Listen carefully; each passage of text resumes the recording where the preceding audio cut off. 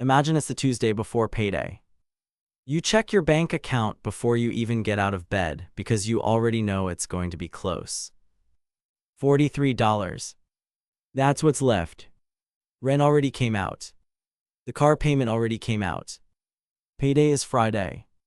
You have 3 days to make $43 stretch across gas, groceries, and whatever your kid needs for school. You have a job. A real one. Full-time benefits, a badge that says your name. You make $48,000 a year. On paper, that sounds fine. It sounds like enough. But somehow, by the time everything else takes its cut, there's nothing left. You've started to wonder if something is wrong with you. If everyone else has figured out some secret you missed. You get up. You make coffee with grounds you're stretching an extra day. You get dressed. You drive to work, and somewhere on that drive, the same thought shows up that shows up every single week. I make good money. Why do I feel like I'm drowning? Let's go back to the beginning, because this didn't happen overnight. You were 22. You just landed a job as a claims processor at a regional insurance company. It wasn't glamorous, but it was stable, and stable felt like winning. Starting salary, $34,000. Your first paycheck after taxes was $986. You remember exactly what you did with it: rent, a phone bill, and $40 left over that you spent on a dinner out to celebrate. Nobody sat you down and taught you what to do with the rest. Nobody explained what an interest rate actually meant or why your credit card statement said minimum payment in friendly letters like it was doing you a favor. So you did what most people do. You lived on what showed up in your account. When the account had money, you spent it. When it didn't, the credit card was right there, one tap away, feeling less like debt and more like a safety net. By 24, you had a car loan. By 25, you had $6,400 sitting on 2 credit cards. You weren't reckless. You weren't buying anything wild. It was gas. Groceries when the timing was bad. A vet bill. A flat tire. Small things that, one at a time, felt reasonable and altogether became a hole you couldn't see the bottom of. Here's the moment that actually changed things. It wasn't dramatic. Nobody handed you a check. Nobody gave you a promotion. You were sitting at your kitchen table on a Sunday night and a notification came in from your credit card app. Interest charge $71.40. That was it. Just a number sitting there for money you'd already spent months ago on things you couldn't even remember anymore. You did some quick math in your head. $71 a month just in interest on one card. That was $852 a year. Money leaving your account for absolutely nothing. Not groceries. Not gas. Not anything you could hold. Just a fee for being behind. You didn't cry. You didn't panic. You just got quiet and you thought, I need to actually look at this. Not glance at it. Look at it. So you opened your laptop and you made a spreadsheet. 3 columns. What you earned. What you spend. What's left. You'd never done that before. You'd always just watched the number in your banking app and hoped. The first month of tracking every dollar was uncomfortable in a way you didn't expect. Not because you were spending on anything crazy, because you had no idea where any of it was going. $63 a month on a food delivery app you barely remembered signing up for. $48 on a gym you'd been to twice that year. $23 on a streaming service that was just sitting there, unwatched, auto-renewing every month like clockwork. None of it was one big mistake. It was 24 small leaks, and together they were sinking you. You canceled what you didn't use. You called your internet provider and asked, flat out, is this the best price you can give me? They dropped your bill by $15 a month just for asking. You started meal planning on Sundays not because it was trendy, but because you were tired of the $9 lunch runs that added up to $180 a month without you noticing. By the end of month 1, you'd found $310 a month that had been slipping through your fingers. Not from a raise. Not from a side hustle. Just from finally looking. With that $310, you had a decision to make. Save it or use it to attack the debt. You did some research and landed on something called the debt avalanche, paying minimums on everything, then throwing every extra dollar at whichever balance had the highest interest rate first.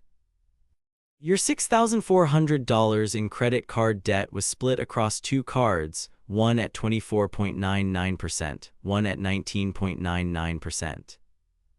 You attacked the 24.99% card first. Every extra dollar every month went there. It was slow at first. Painfully slow. Month 1, the balance barely moved. But you kept a note on your phone, just a running number, updated every payday. $6,400. Then $6,180. Then $5,890. Watching that number shrink became the thing that kept you going on weeks when you wanted to give up and just order takeout. You also opened a high-yield savings account for the first time in your life. Your regular bank was paying you almost nothing, a fraction of a percent. You moved what little emergency cushion you had, about $400, into an account paying over 4%. It wasn't life-changing money. But it was the first time your money was working even slightly harder than you were. 14 months in, you paid off the last credit card. $0 balance, both cards, for the first time since you were 24 years old. You didn't throw a party. You didn't post about it.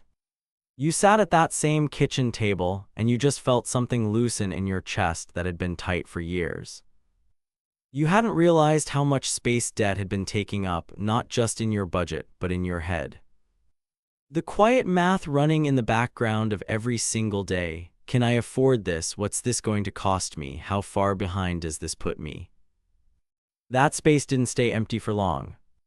You redirected everything you'd been paying toward debt, about $460 a month, straight into a real emergency fund. 3 months of expenses. Then 6. For the first time, a surprise car repair wasn't a crisis. It was just an expense your savings absorbed without you losing sleep. Around this time, you also picked up something small on the side. Nothing dramatic. You started doing basic bookkeeping for 2 small local businesses on evenings and weekends, using skills you'd picked up from years of managing spreadsheets at work. It wasn't much. $300, sometimes $500 a month. But it was money that didn't depend on your day job, and every dollar of it went straight into a Roth IRA you finally opened, investing in a simple, low-cost index fund instead of trying to pick winners. None of this made you rich. That's not really the point of this story. What changed is that the same $48,000 salary that used to disappear by the Tuesday before payday now covers your life with room to breathe. You have 3 months of expenses, then 6, sitting in savings instead of debt sitting on your shoulders. You have a retirement account that's grown to just under $9,000, most of it built one small, boring, automatic contribution at a time. You still drive the same car. You still live in the same apartment.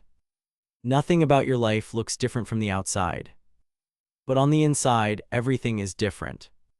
You check your bank account now out of curiosity, not out of dread. You know 3 weeks out whether you can afford something because you've actually looked at the numbers instead of hoping they'll work out. Here's what you'd tell your 24-year-old self, the one with $6,400 in debt and no idea where the money was going. It was never really about how much you earned. Plenty of people make more than $48,000 a year and still feel exactly like you did, one bad week away from panic. The thing that actually changed wasn't your income.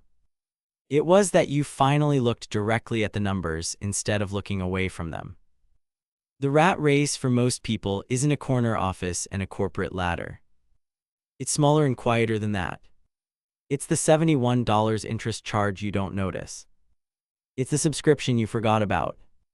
It's hoping the number in your account is bigger than it actually is instead of just checking. You don't need a windfall. You don't need a side hustle that turns into an empire. You need one Sunday night, a spreadsheet, and the willingness to actually look. That's where it starts. That's where it always starts. If you're sitting where I was, good income, still somehow broke, 3 days from payday and hoping, start with one thing this week.